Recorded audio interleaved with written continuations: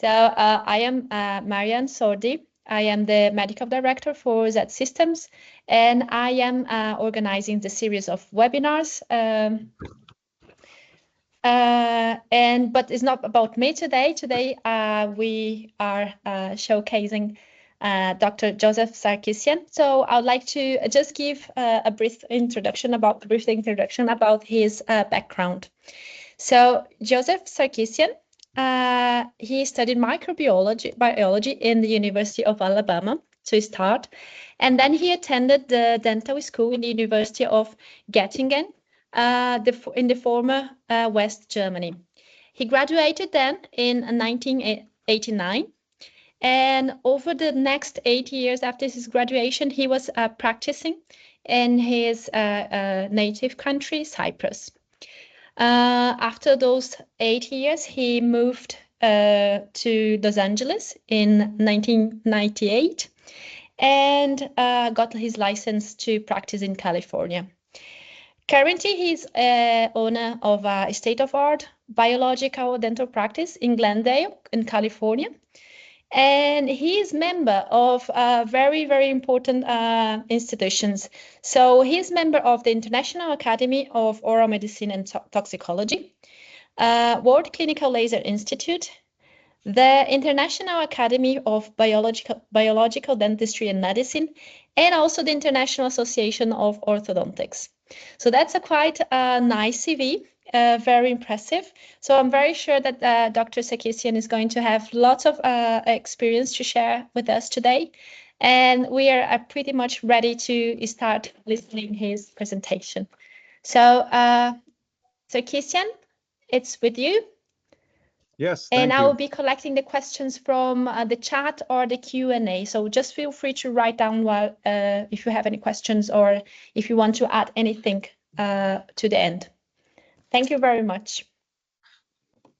Hi, everyone. I hope you can all listen. You can hear me. I can't see your text, but I'm going to start my presentation. Interesting stuff. Yeah, I studied in Göttingen, Germany, and back then, you know, we were placing perfect amalgam fillings, and I'm so glad that they are phased out, and I hear that they're also almost banned in Europe. Of course, a year after I graduated, I discontinued amalgam, and I became a biological dentist.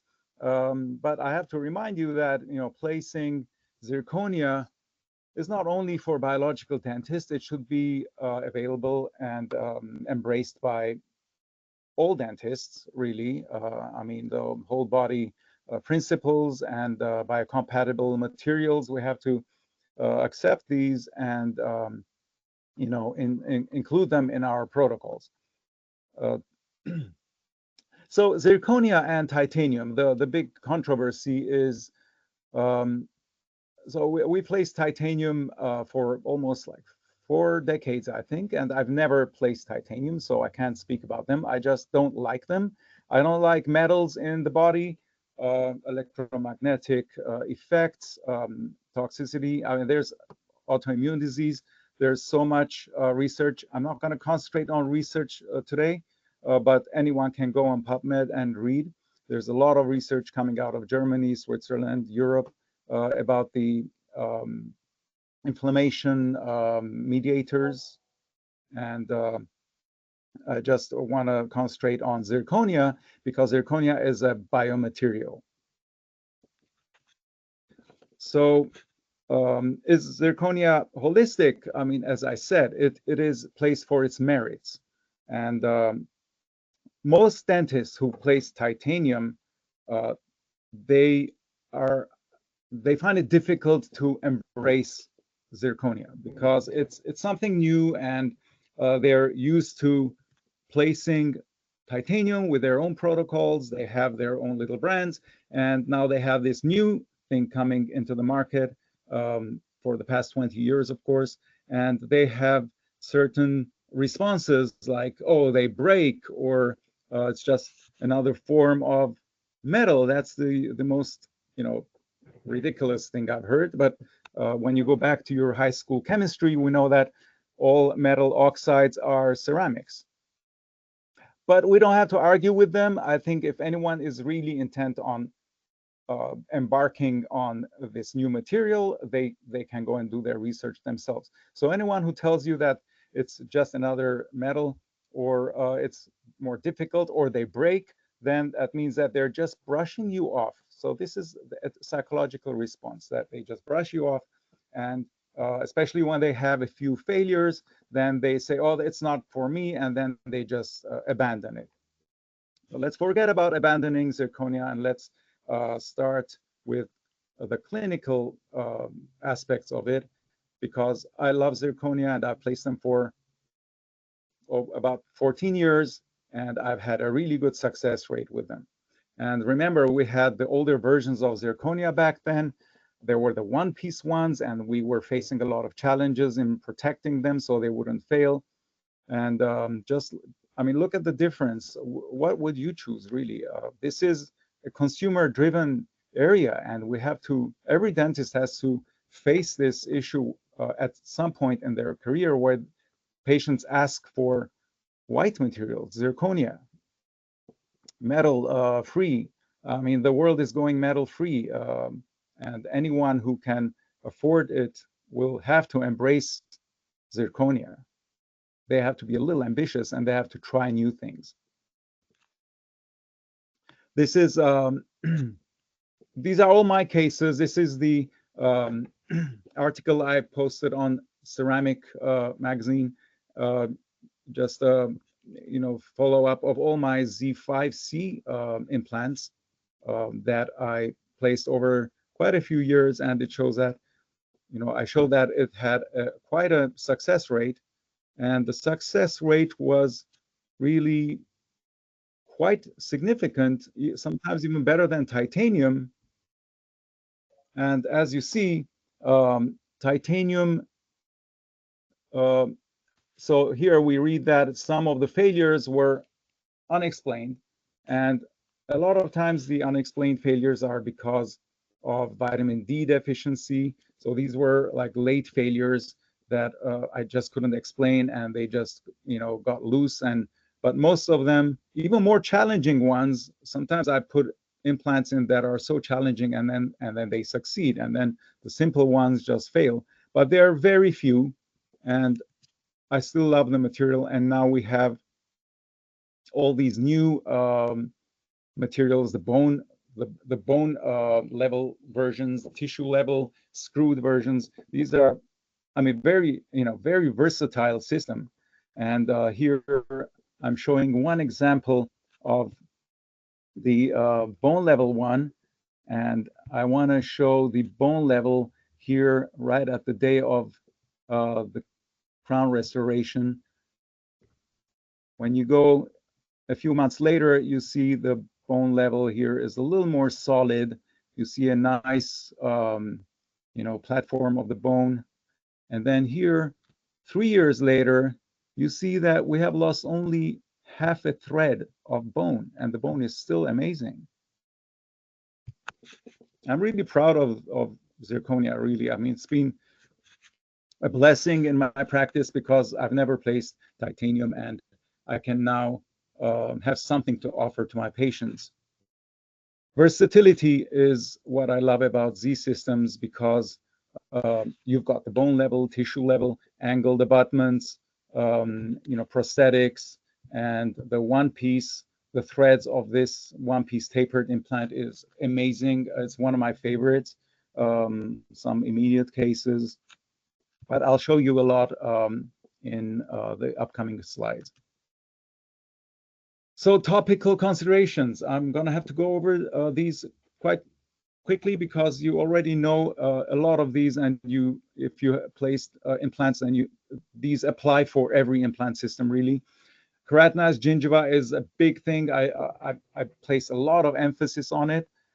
The gingiva biotype, thick, thin, you have to take all these into consideration during the planning. Bone quality, it could be as soft as sponge, or it could be as hard as oak. Bone anatomy and angulation, you have to do your cone beam study. Occlusion, It's a very tight occlusion in the second molar area. You have to take those into consideration. Mesiodistal space has to allow for an implant to be placed. It could be either too big or too small, so you're kind of in a little,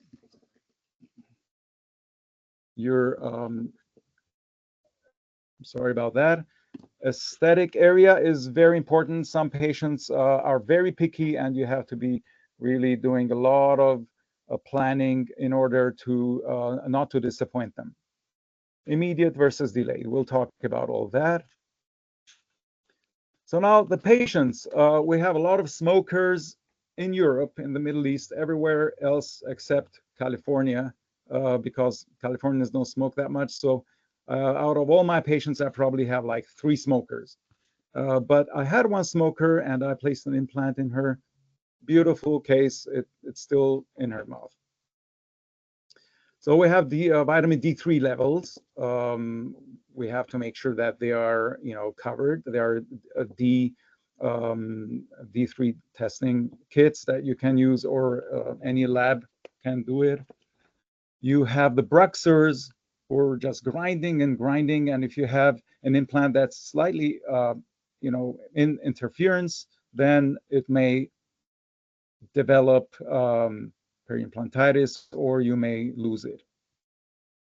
Compliance. So a lot of patients are very holistic and health oriented these days, and they love eating and chewing hard foods, nuts, and everything. So when you place the implant in, is this patient going to go and start chewing her nuts and hitting that implant 50 times a day? Do you want to place a very risky implant in this patient? Would you rather maybe use a bone level one? So these are considerations. And of course, cancer survivor patients who have lost a lot of teeth, and they want to live a dignified life with teeth rather than dentures. Surgical workflow is very straightforward. I just have to go over it really quickly. Patient selection. Does the patient request metal-free option? That's a difference, because if you convince someone to get the metal-free option and they're okay with metal, and then if you fail, then you have a bigger problem than if they already asked for a metal-free option and they didn't want anything else. So you have to consider that in your consultation. Cone beam, photographic series, please take a lot of photographs.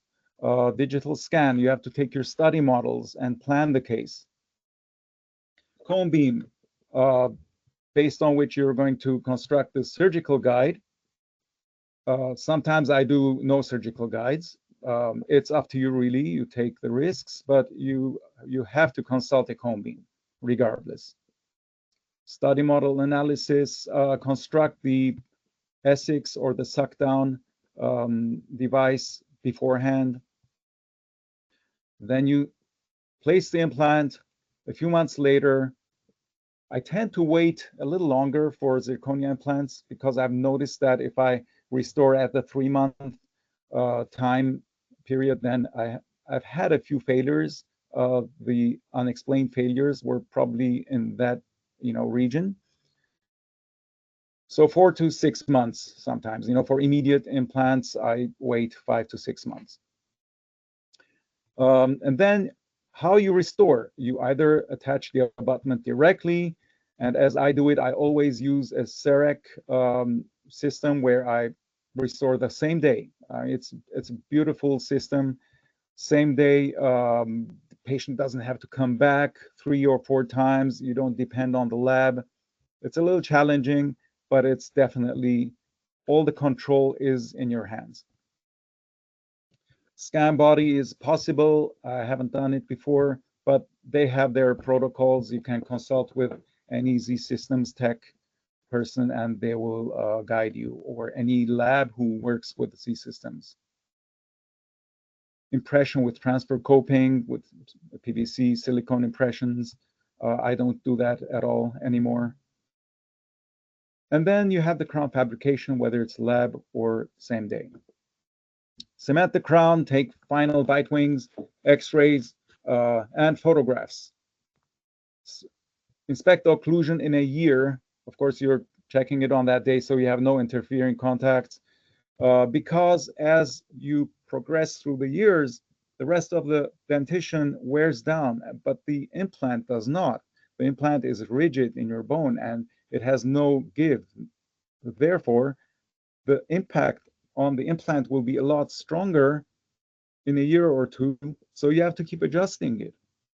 Important point. Coming to access.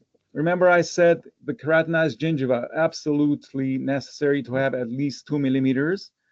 Sometimes you have so much keratinized gingiva that it's almost like a football field and you can go and have a party on it.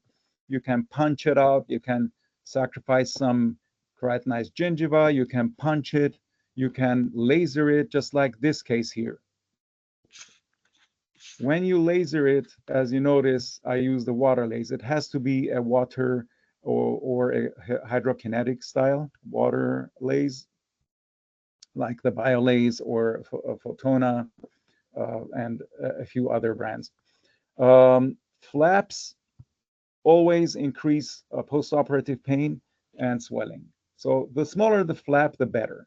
In these cases, they don't even need to take any painkillers, really. These are amazing. You just put the implant in and you just wait for it to heal. I protect all these cases, even though they may be tissue level, but I have them wear a protective Essex for 1 to 2 months, depending on the type of person I'm dealing with.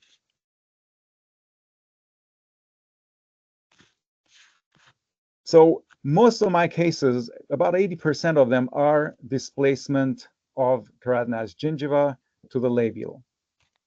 And you cannot do this with bone level unless you place the tissue former on the same day, which why would you do that? Because you might as well have, put the tissue level one in.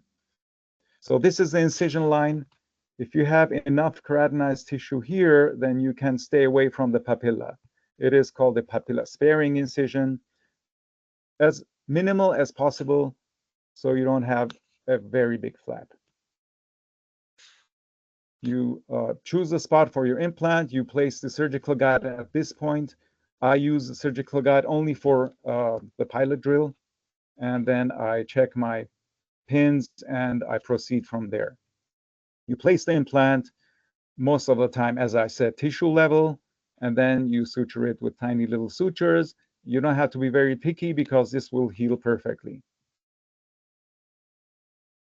Real time incision line, you can see here, I've also included the papilla because the adjacent keratinized tissue on the other teeth are not that great. So I want to raise the whole flap, but no vertical incisions, no vertical release incisions, please. This is what it looks like. And now we are using the surgical guide. So if you have no preset depth, always stop before the full depth of the implant. But you can also measure through the surgical guide, use a perio probe and hit the bone, measure the distance. In this case, if it's G, then you go a few more millimeters, at least 4 to 6, and that's your initial pilot drill depth. The other aspect is angulation. The further back you go on the mandible, that's a big risk that you have the lingual leaning of the bone. The anatomy is different. You have to be careful you don't fall into the fossa, the submandibular fossa. A lot of damage can be done here. So the further back you go from the premolars, the more lingual inclination you have on the implant. Then you take the X-ray with a pin. You look at the pin, please, from all aspects. Walk around the patient, put your head in almost in his mouth and look at the pin because it can easily fool you. the surgical guide may be a little off, so you have to confirm everything, point of entry and the angulation of the pin. The X-ray will not show the buccal lingual inclination. This is one challenging case I took on where we had a very small opening in the top, but I just had to make sure that I placed a bone level implant here because the tulip of the tissue level would give me trouble.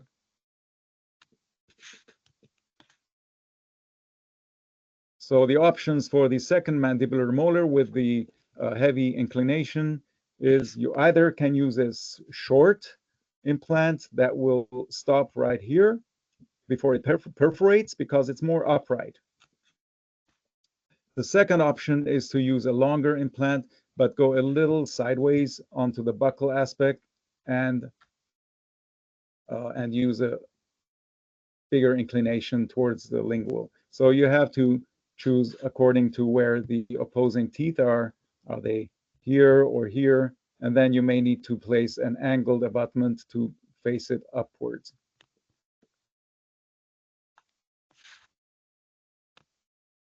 If you're making major changes onto your pilot access, you want a different angulation or change the position of the entry, you have to use a more aggressive burr like Lindemann, so you don't use the pilot drill to make that change. It will create a lot of friction and it may break your pilot drill. Bone density is absolutely important in selecting your sequence of drilling and whether you're going to tap. Whether you tap or not depends on how deep you're going and type of bone. Do not use a cortical drill in the bone level if there's no cortex. A lot of times I open up an area and there's really no cortex. It's just the graft and there's no really hard bone covering the site. So do not use it. And you may not even want to use the countersink in those cases or use it very sparingly. One time I got confused. I went up to the regular size with D3. It was D3 to D4 bone. It was very soft, and I didn't have enough primary stability, even though it was the conventional size where I should have stopped. So I should have stopped 2 sizes smaller. So you have to kind of use your common sense and figure out where you stop and how what type of implant you're using. If you achieve 35 plus Newton centimeter before its target depth, if it's too high up, sometimes tissue level, you could leave it higher up. It doesn't matter. I actually like that option. But if you need to, you have to unscrew, tap again, and reinsert. Sometimes I like going a little deeper with my osteotomy, so I have room to take it deeper. And if you have no primary stability and you are using a smaller implant, then you can either go deeper, switch from tissue level to bone level because bone level is not exposed to the environment, so it will heal better even if it hasn't tapped in properly. Use a longer implant if you have room, or or go one step higher with the diameter. So use a 5 millimeter implant. These are the options you could do. So you have to have your different implants ready in any eventuality.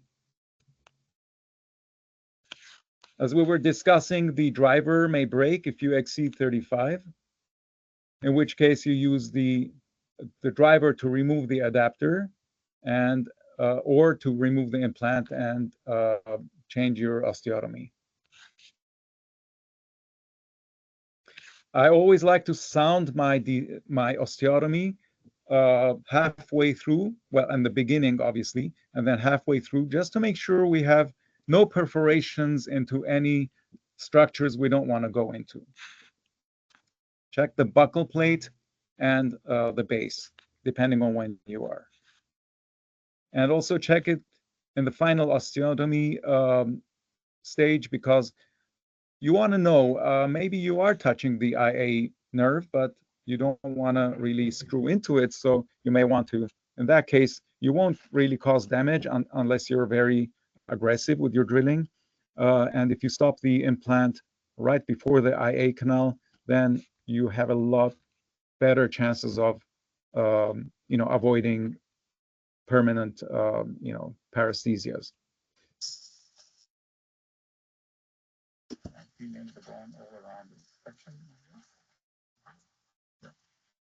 Obviously, it should be a blunt one with very gentle touching.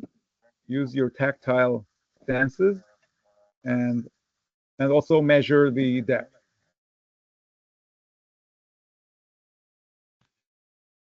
So back to the keratinized gingiva. These are my sketches, so I like to show what I mean by explaining something. Visual is always better. So you do the flap, taking the keratinized gingiva from the lingual aspect of where the implant is going to be and separating it, exposing bone with no vertical incisions. And when you have this higher lingual elevation of the bone, you could flatten it. And then now you have a new reference point. Do not forget that, because on the cone beam, you're measuring from the peak of the bone. But now you have a millimeter or two less. So you have to take that into account. You could go down this way or that way, just like I showed you before. It's best to, be logical about it and keep trying the pin and see where the pin ends and in which direction it follows. I always go to 6 millimeters initially, just to be able to put the pin in to make changes if I need to. And then if we're placing the tissue level, over here we see that we are ready to use the countersink for the tissue level. Don't be too aggressive with the countersink. We just want to touch it up a little bit. Don't go too deep. But if you have a longer implant and you want to put the implant a little deeper, that's fine. But the important thing is you have to slope the countersink towards the lingual, so that you don't really affect the buccal, the deficient bone on the buccal.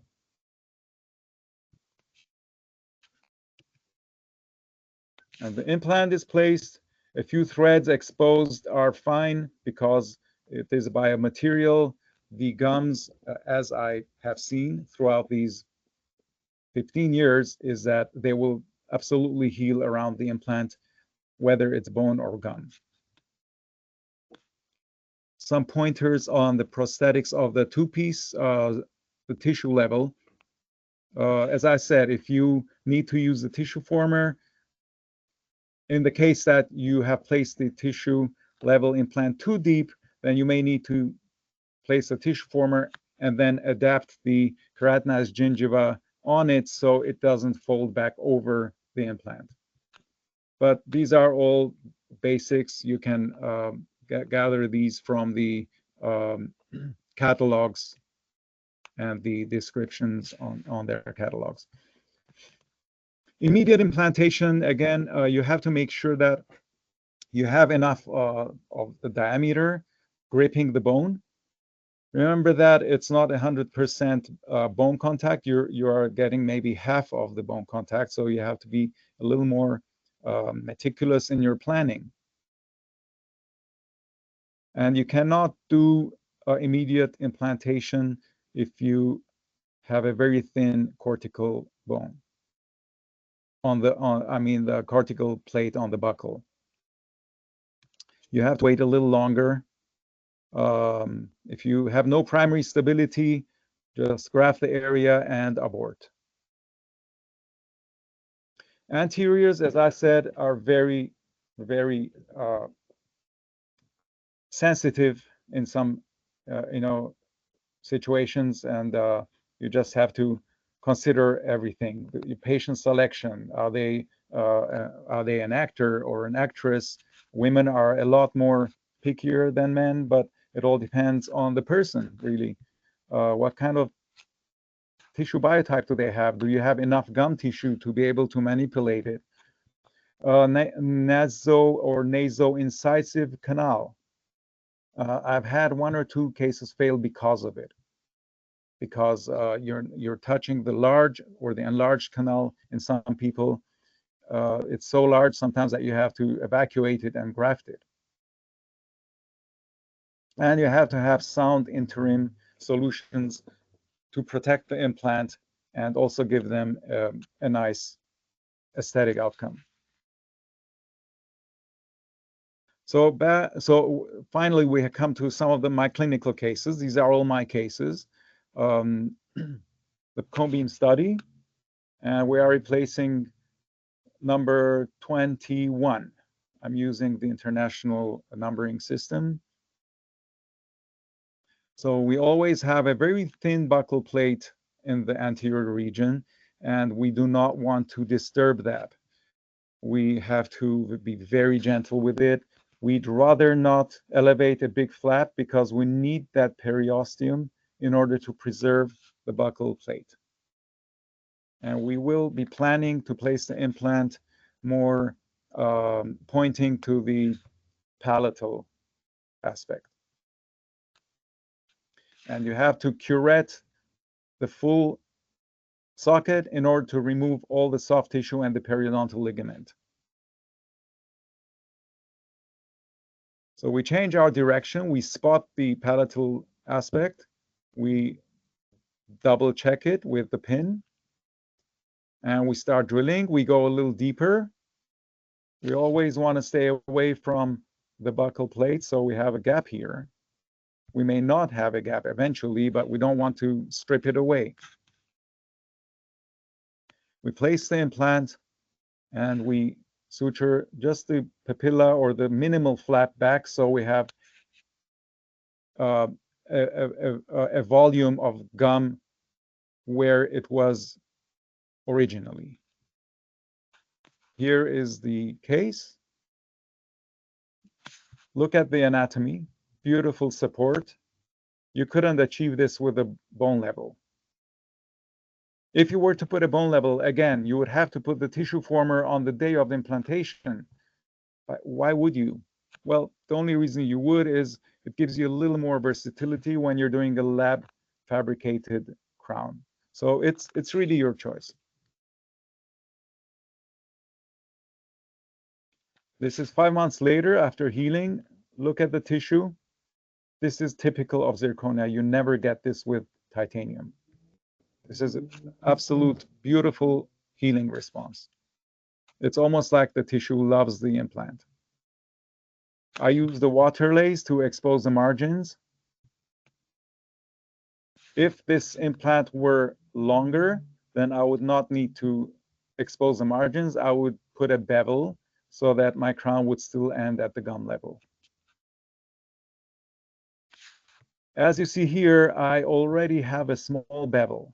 So I love the bevels because it stabilizes the implant and provides a counter rotational stability. Some surgeons have asked about this gap. It's absolutely normal, and it is necessary to have the gap because in order to get the conical stability, you need that gap. You cannot have the abutment stop at the platform. So this is the crown after placement. All these cement rests will have to be scaled away after the X-ray. The gum usually heals a lot better, so this will look much better after it heals. I do not have the final follow-up, but when you redo this crown, you will have to remove some of the gum because of all that inflammation and recurrent decay. So they will eventually end up a lot more harmonious than these. Another method you could restore front teeth incisors with the immediate implantation is the tapered system. I love this because it is very aggressive and you just use 2 drills and you're done. You just have to plan the depth and where you leave the platform. Here you see a very large naso-incisive canal. So this is probably touching it or maybe not.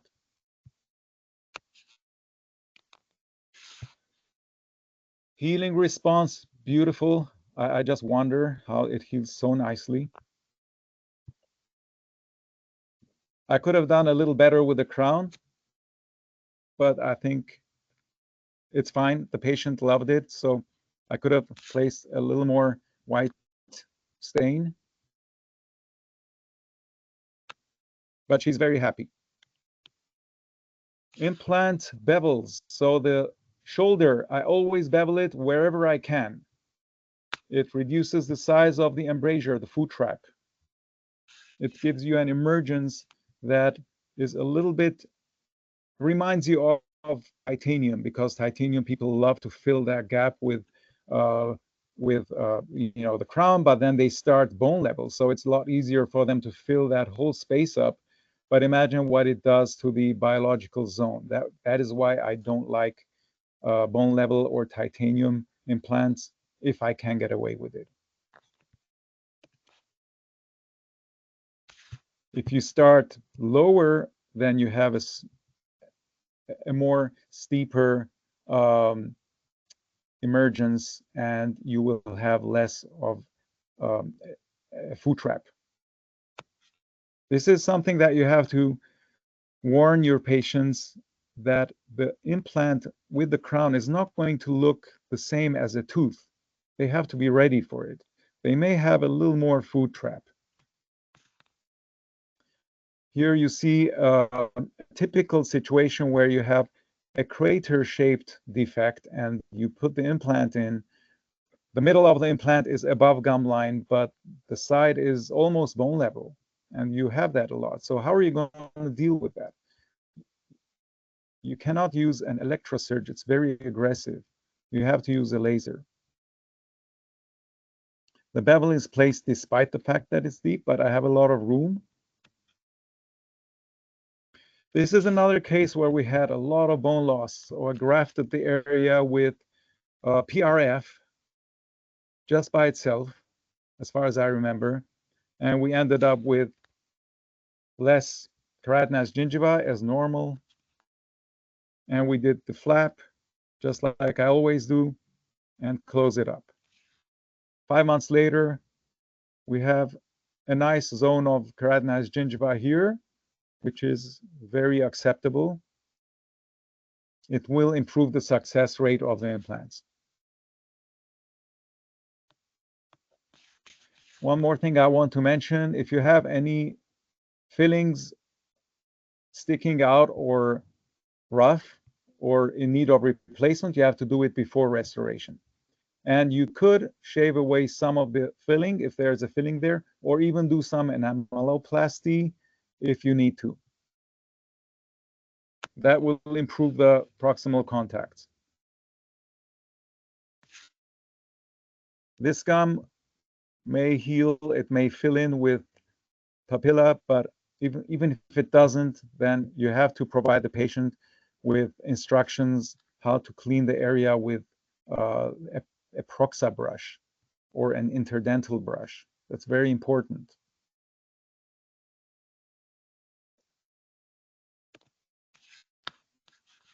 Just a very quick video of how I use the surgical guide for the pilot drill. I remove it, and then we use the ceramic, the peak stops for the ceramic drills. And I think this was a case where I also did a vertical sinus lift. So I'm checking the sinus membrane. The countersink is done here, and the implant is placed. Use axial pressure on the implant. Do not wiggle it back and forth, and keep it steady. Where to stop? That's the question. So this is the vertical sinus lift. You try to stop 1 to 2 millimeters before the sinus.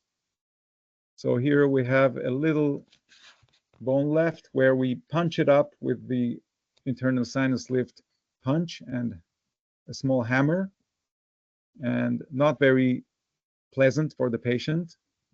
You have to warn them beforehand and apologize. If it's not a very big sinus lift, up to 2 to 3 millimeters, you don't really need anything, but you could plug in some PRF if you have some. Do not use particulate graft in there, because if you have a little tear that you don't know about, then you may get the graft all over the sinus. To test for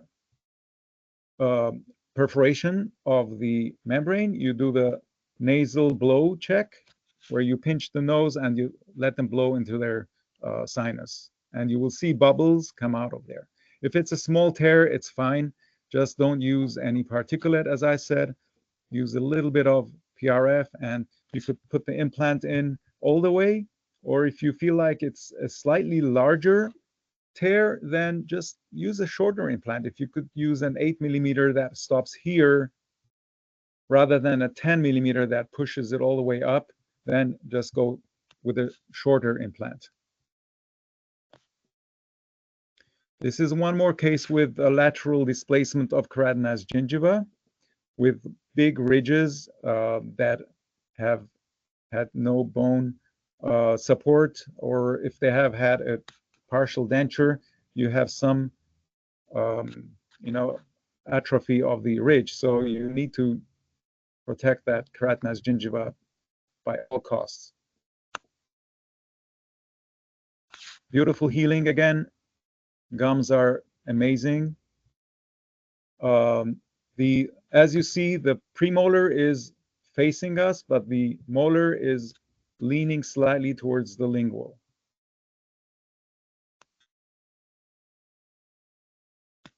Here I have a lot of space for a bevel, so this is the bevel area.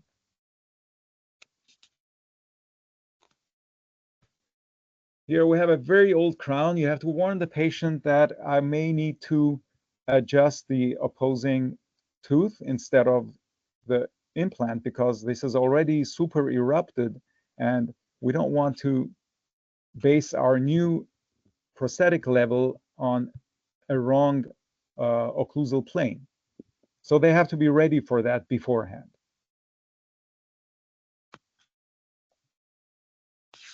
This is an older case where I show the emergence pattern, the emergence profile of the implant, where the tissue level is placed a little deeper. This was the Z5C cementable abutment, which I still love, by the way. And look at this laser profile. This is absolutely clean with no burning and no charring. And you take the impression on the same day. In my case, a CEREC scan, and I put the crown on the same day. So in these cases, the crown becomes the healing abutment, basically. Hi folks, this is Dr. Joseph Sarkissian.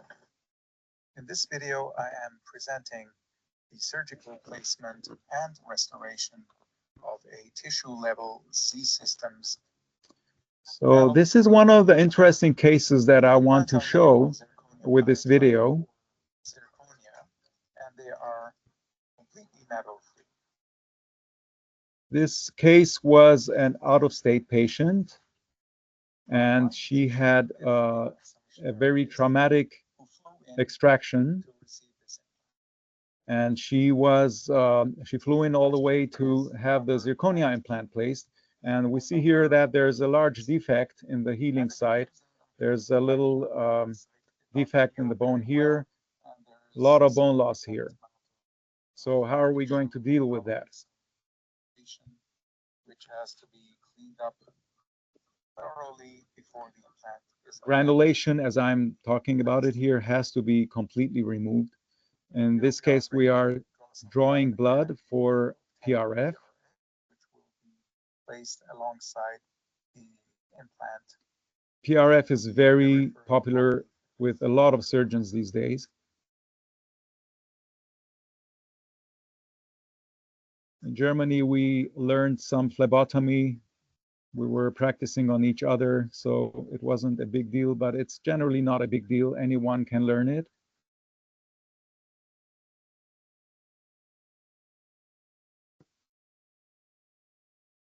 During the surgery and after the Thorough granulation removal, which will evacuate the site, and you will have not enough buccal bone, but you have to do your best.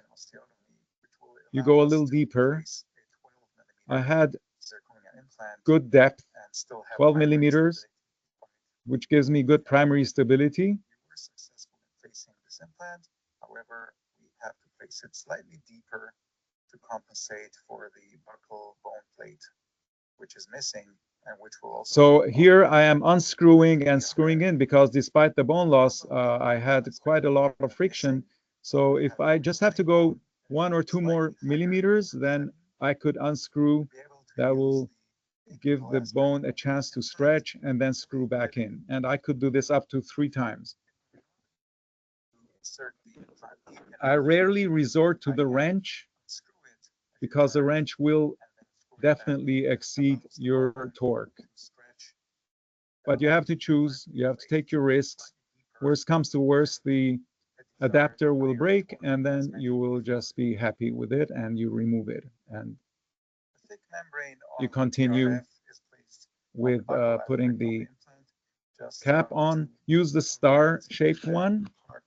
As you noticed, it's easier to remove. These are the new ones, and you have to have a supply of them if they are not included in the implant.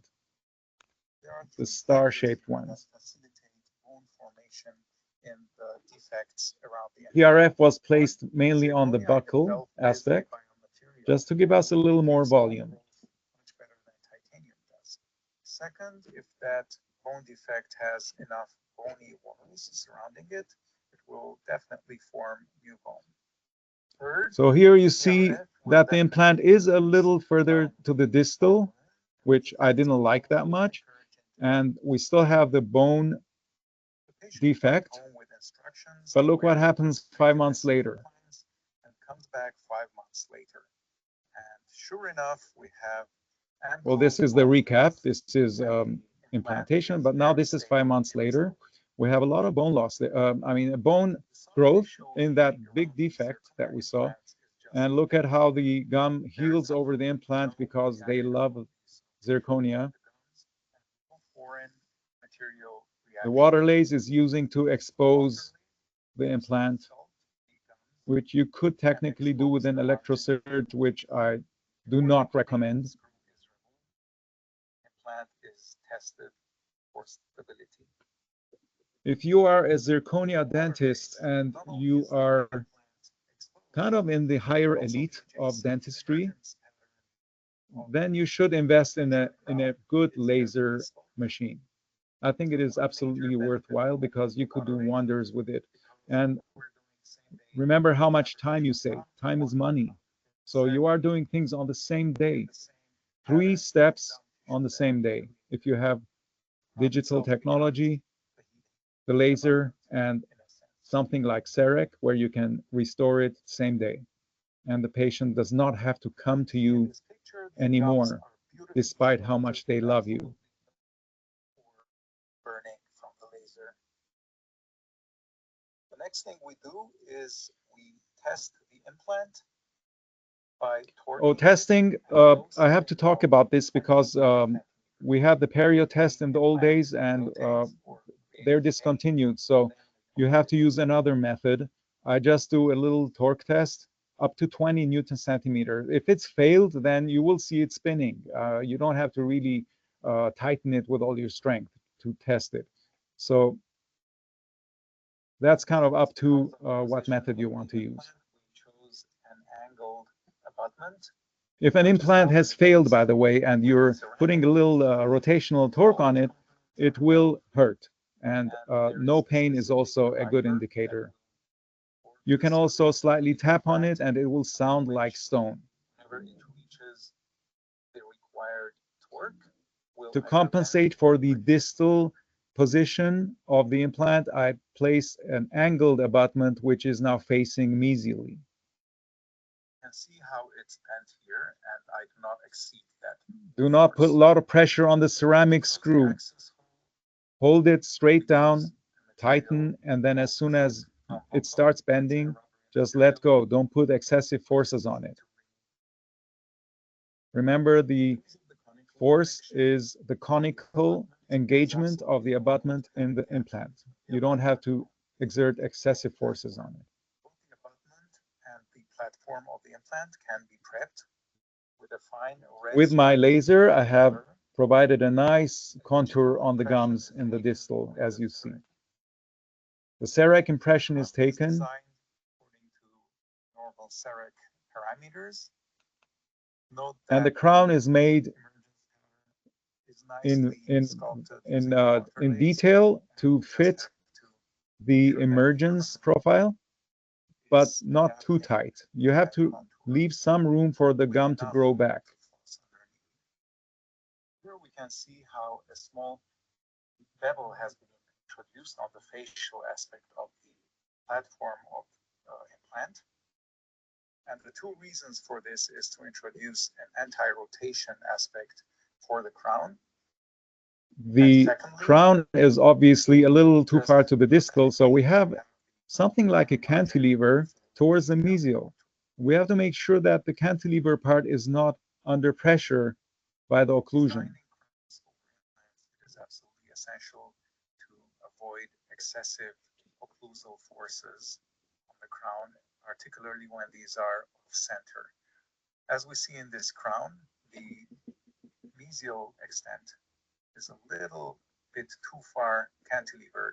Therefore, we make sure that we remove all the contacts on top of this. Just as a reminder, I always want to say this, that there is no implant case, or hardly any, that is 100% perfect.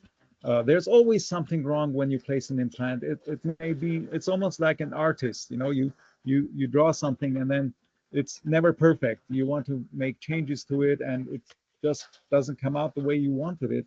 But with zirconia, it's a very forgiving material, and you have to be just kind of within the envelope of its acceptance, right?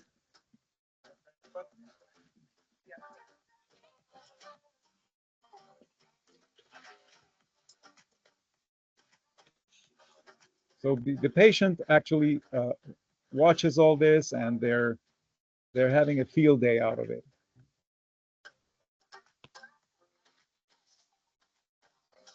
The issue of the material placed on implants is whether you use Emax or zirconia. Zirconia crowns are good to use on zirconia implants, but you don't have to. As long as you have enough clearance and you check the occlusion, aesthetics is important. I mean, you can choose whatever you want. Sometimes when I have risky cases on let's say older people who have had a denture or they have an opposing denture, then you may want to make the crowns out of a hybrid material like Lava Ultimate or a ceramic polymer, you know, which are a lot more forgiving. And that's fine, because a lot of times, you know, they may come under a lot of stress, and you'd rather the crown break off rather than the implant or the abutment. Cement is wiped away. We then take an X-ray to confirm the seat, and the cement rests are removed. As mentioned, the cement has to be removed after the final X-ray. And the platform should be a little smaller if you could get away with it. Again, the patient has to be warned that the tooth cannot be as big as a natural tooth.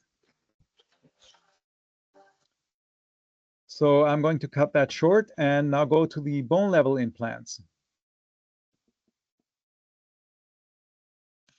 Really quickly, insufficient clearance between adjacent structures where the tulip does not fit properly.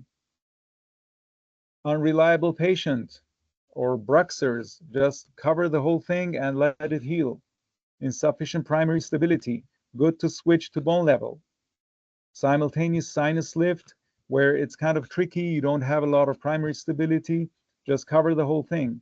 You can do the displacement of the keratinized gingiva later, but that will add another session and delay the whole thing by maybe 2 months.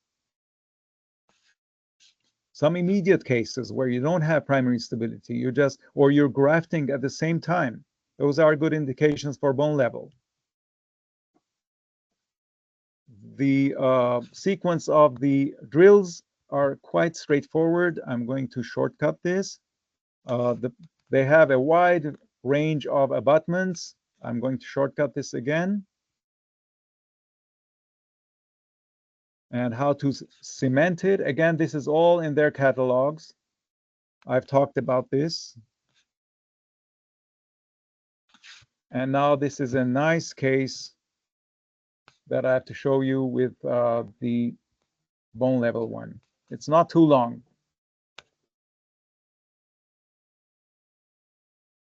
This was a patient who's a very strong bruxer. He has a very strong bite. So your team is getting ready. You have to have a nice team that kind of knows your approach and train them well. This was a case where it would have taken maybe 4 sessions to do, but we did it all in 1 session. Cantilevered bridge, very old, with metal resting on the adjacent tooth. Decay here and here. So this is the patient eagerly watching what's happening.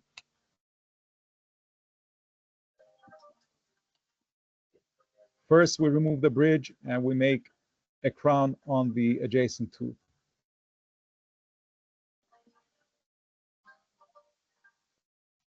Some Greek music while you're at it. I think this video was on YouTube. So on my YouTube channel, I have a lot more videos you can watch.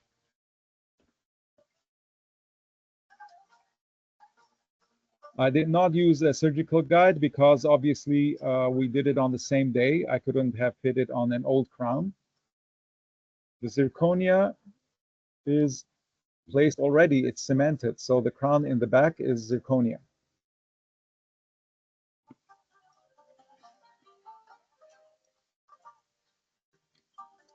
I have to remind you that I had a cone beam, so I am planning my case even if I don't have a surgical guide.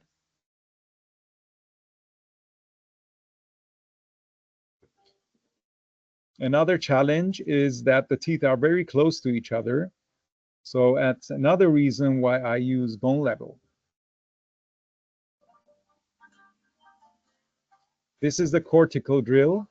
You just go a few millimeters, not more. And then you tap. This is bone that has been sitting there for a long time, and he also has strong muscles, strong bones, so the bone was probably D1 or D2.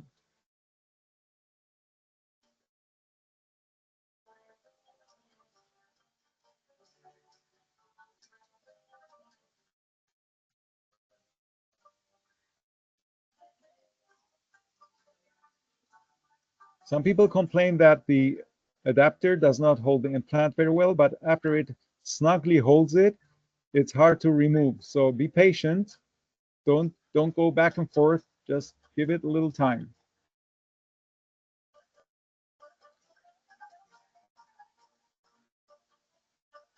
It is bone level, but here you see how difficult it would be if we had a platform, a tulip. Restoring bone level implants, same principles. I'm not going to linger too long because we're out of time. This is one case of bone level that is very interesting because it is an immediate bone level. Internal resorption removed. We had to remove the tooth and place a bone level implant that would kind of be in the same socket, but more lingually placed, slightly more lingually placed, but deeper, so we could get primary stability. I'm gonna go a little fast forward here.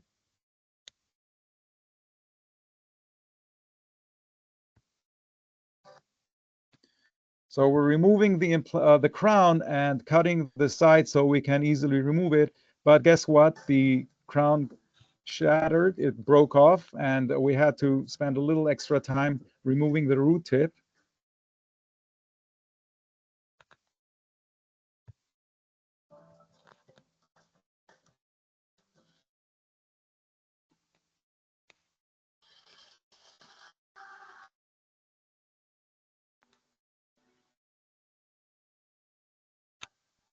So we're going through some trouble removing the rest of the root. And now I'm wondering, should I place the implant at all or not? Well, why not? We'll try it. Sounding the bone, see what structures we have inside. Are we perforated into the lingual? The good news is that I could still use a long implant, so I'm using my apical area for primary stability. We can't rely on the occlusal part.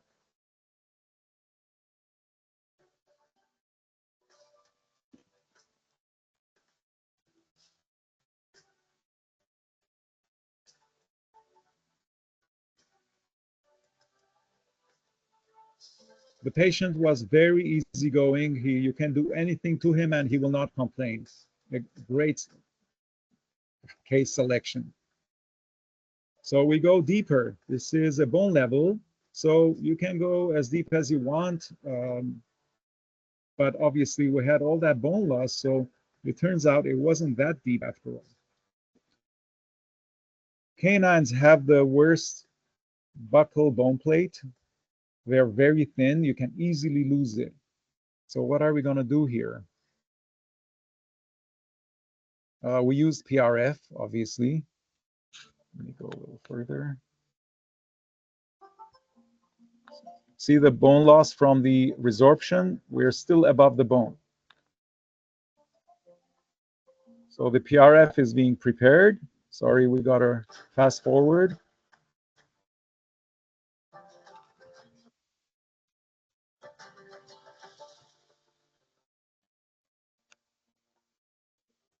The whole implant area is covered by the membrane.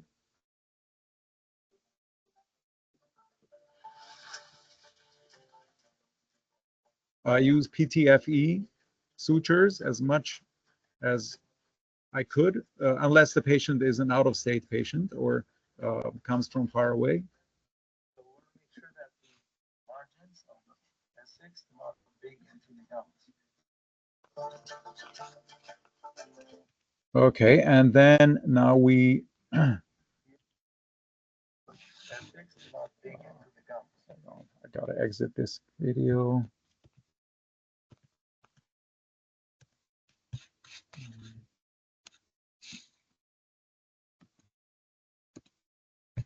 Okay, there we go. And we're basically following the same 6 months ago. So this is the restoration of the same case. Now I have a small flap, and I want to show you how we use the laser at the same time as the flap and taking the impression with at this stage without even letting the gum heal. I have placed 2 sutures on the flap. I've pulled it away. The assistant holds it away while I scan the implant. So now I can fabricate the crown and use it as a healing guide, basically. So I don't have to disturb the case anymore.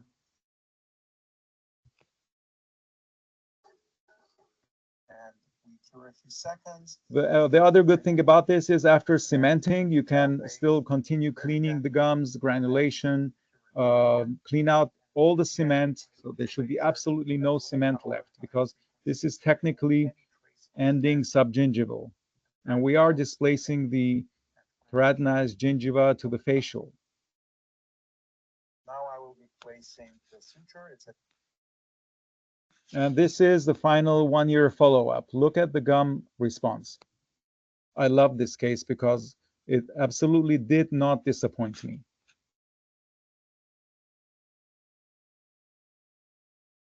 Another case, but I just have to stop right now. Thank you very much.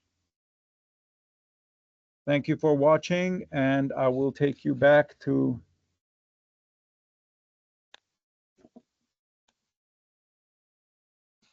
so I will hand it over to Marianne. Thank you so much, Dr. Sarkisian. That was very, very nice presentation. Lots of cases. I guess everyone enjoyed. We got like a full room here. Lots of people watching you.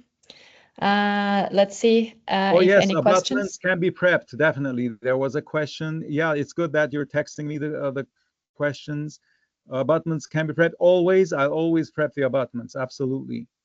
And they're also made from zirconia. The abutments are always zirconia. Cool. Also the screw as well. Oh, the screw is also zirconia. Absolutely correct. They have the metal version, but why should you use it? I mean, you could. It's not like it's touching tissue. It's your choice, really. Remember, if the screw is metal and there's a lot of force on it, then rather than the screw breaking, the implant may break. But I really haven't seen that happen. Maybe 1 or 2 cases that have reached out to me. But a lot of times, if the platform breaks, it means that you're putting a lot of force, lateral forces, while you're screwing it in, or if you're trying to put an abutment in and you're putting eccentric forces on it, and you're being very forceful.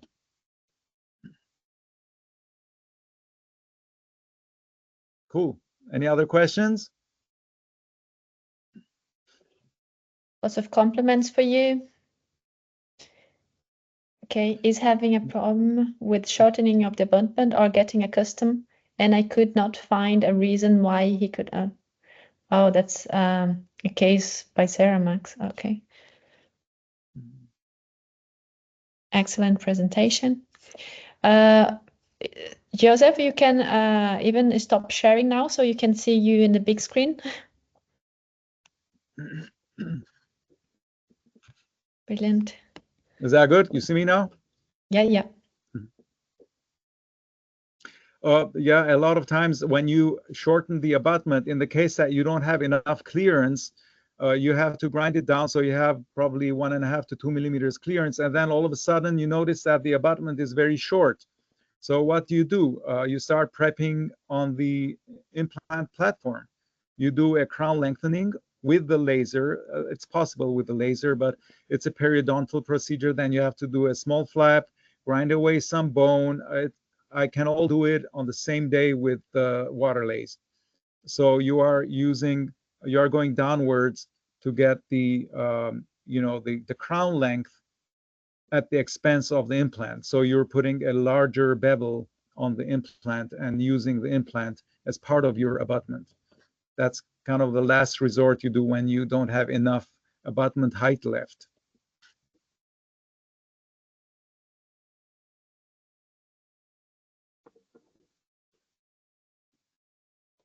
That's very good. And Dr. Sarkisian, for how long have you been using that systems now? Maybe you I think mentioned it's to me. 14 years. That's brilliant. I started with the one-piece ones. Those were challenging, but I still have them in the patients, and they're happy. And as far as I could see, I think your favorite one is the tissue level. Am I right? Absolutely, yeah.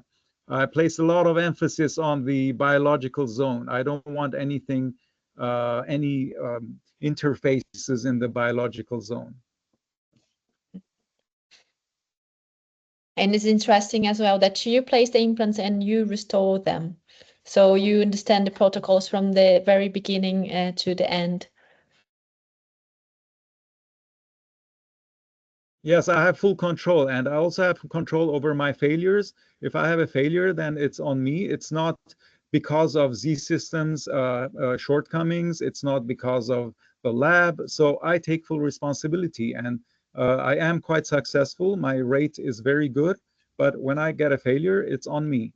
and something goes wrong, and I take full responsibility. I don't blame Z Systems or any other system that I'm using, because you know, I've used other systems too, and you just have to have full control over the case.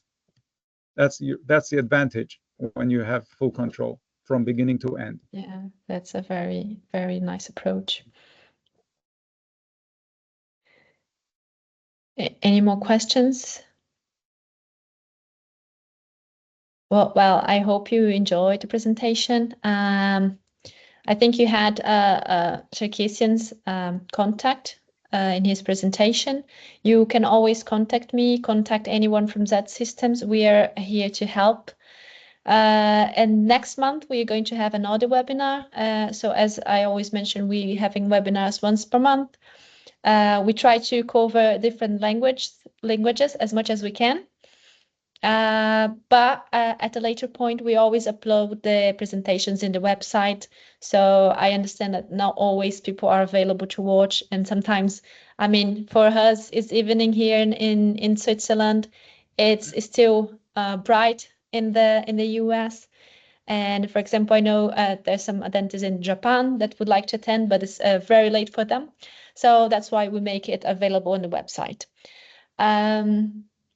I thank you very, very much, Dr. Sarkisian, for your presentation. It was indeed very interesting, very, very insightful. And yes, I'm very happy that we had a full room. And I'll leave now. And yeah, just reach out if you have any further questions. Thank you very much for inviting me. Thank you. That's a pleasure.